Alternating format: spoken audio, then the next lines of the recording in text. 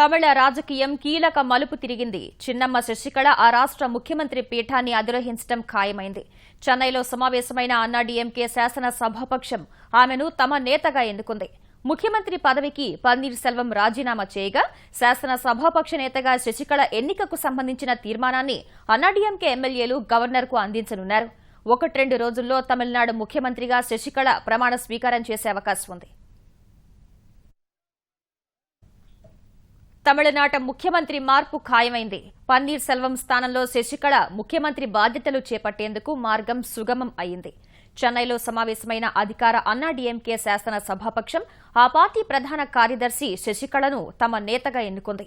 శాసన సభాపక్ష నేతగా శశికళ పేరును పన్నీర్ సెల్వం ప్రతిపాదించగా ఆ పార్టీ ఎమ్మెల్యేలంతా మద్దతు తెలిపారు.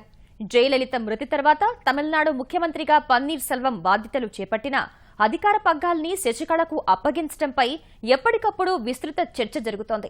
మరికొద్ది రోజుల్లో శశికళ ముఖ్యమంత్రి కావడం ఖాయమన్న వార్తలు వినిపిస్తూ వచ్చాయి.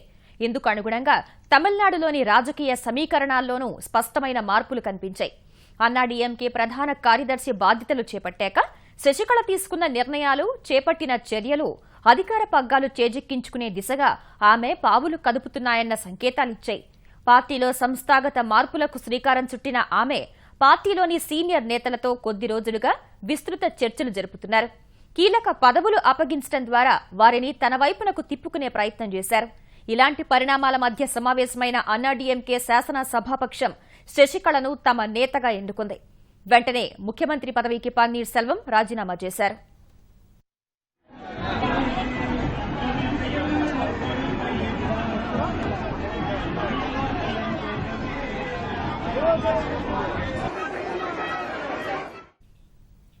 అన్నాడీఎంకే శాసన సభాపక్షం తనను నేతగా ఎన్నుకున్న తర్వాత శశికళ పార్టీ ప్రధాన కార్యాలయానికి వెళ్లి ఎమ్మెల్యేలతో సమావేశమయ్యారు. జయలలిత సిద్ధాంతాలకు అనుగుణంగా పేదల సంక్షేమం కోసం తమ ప్రభుత్వం పనిచేస్తుందని స్పష్టం చేశారు. జయ మృతి తర్వాత తాను అన్నాడీఎంకే ప్రధాన కార్యదర్శిగా ముఖ్యమంత్రిగా బాధ్యతలు చేపట్టాలని పన్నీర్ సెల్వమే సూచించారని శశికళ చెప్పారు.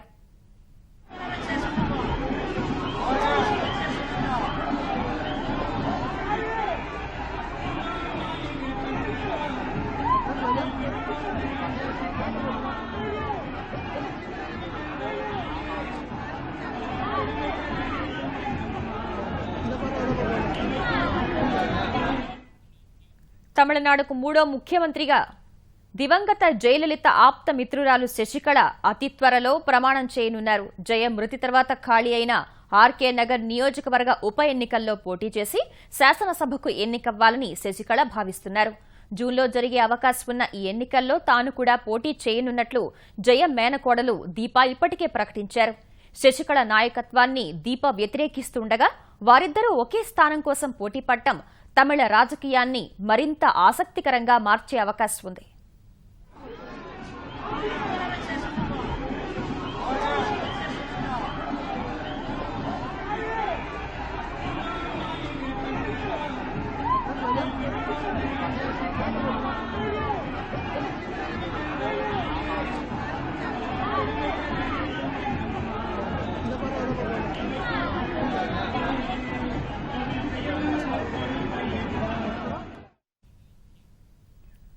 తాజాంశాన్ని చూస్తున్నాం. తమిళనాట అన్నాడీఎంకే శాసన సభాపక్ష నేతగా శశికళ ఏకగ్రీవంగా ఎన్నికయ్యారు. దీనికి సంబంధించి మరింత సమాచారం మా ప్రతినిధి శ్రీనివాస్ అడిగి తెలుసుకుందాం. శ్రీనివాస్, చెప్పండి, ఇక శశికళ తదుపరి ముఖ్యమంత్రిగా బాధ్యతలు చేపట్టబోతున్నారు. దీనికి సంబంధించి పూర్తి సమాచారం ఏంటి? అన్నాడీఎంకే శాసనసభాపక్ష సమావేశం ఆ పార్టీ ప్రధాన కార్యాలయంలో ఈరోజు జరిగింది. పార్టీ రాష్ట్ర ముఖ్యమంత్రి పన్నీర్ సెల్వం నేతృత్వంలో జరిగిన ఈ సమావేశంలో శశికళ పేరును ముఖ్యమంత్రి పన్నీర్ సెల్వం ప్రతిపాదించారు. దీంతో శాసనసభ్యులంతా ఈ ప్రతిపాదనకు ఏకగ్రీవంగా తమ హర్షాతిరేకాలు వ్యక్తం చేస్తూ తమ ఆమోదం వ్యక్తం చేయడంతో అన్నాడీఎంకే శాసనసభాపక్ష నేతగా శశికళ ఎంపిక పూర్తయింది. దీనికి సంబంధించి లాంఛనంగా అందరి వద్ద కూడాను శశికళను తమ శాసనసభాపక్ష నేతగా ఎన్నిక చేసుకున్నట్లు అందరి దగ్గర కూడాను సంతకాలు తీసుకున్నారు. అనంతరం తమిళనాడు అన్నాడీఎంకే శాసనసభ పక్ష నేతగా శశికళ ఎంపికైనట్లు అన్నాడీఎంకే ప్రకటించింది. అనంతరం కొద్దిసేపటి తర్వాత పోయస్ గార్డెన్ నుంచి శశికళ అన్నాడీఎంకే పార్టీ ప్రధాన కార్యాలయానికి చేరుకున్నారు.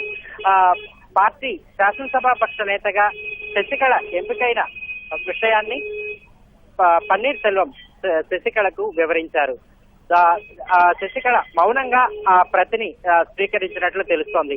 ముఖ్యంగా అంతకుముందు మధ్యాహ్నం పన్నీర్ సెల్వం 2.5 గంటల పాటు శశికళతో సమావేశమై తదుపరి పాలనా పగ్గాలు చేపట్టాల్సిందిగా అభ్యర్థిస్తూ దాదాపు 2.5 గంటల పాటు ఆమెను ఒప్పించినట్లు తెలుస్తోంది. అయితే ప్రస్తుతం ఉన్న సమాచారం ప్రకారం తదుపరి ముఖ్యమంత్రిగా పదవీ బాధ్యతలు చేపట్టేందుకు ఈ నెల 9 లేదా 12 తేదీల్లో మంచి ముహూర్తం ఉందని తెలుస్తోంది.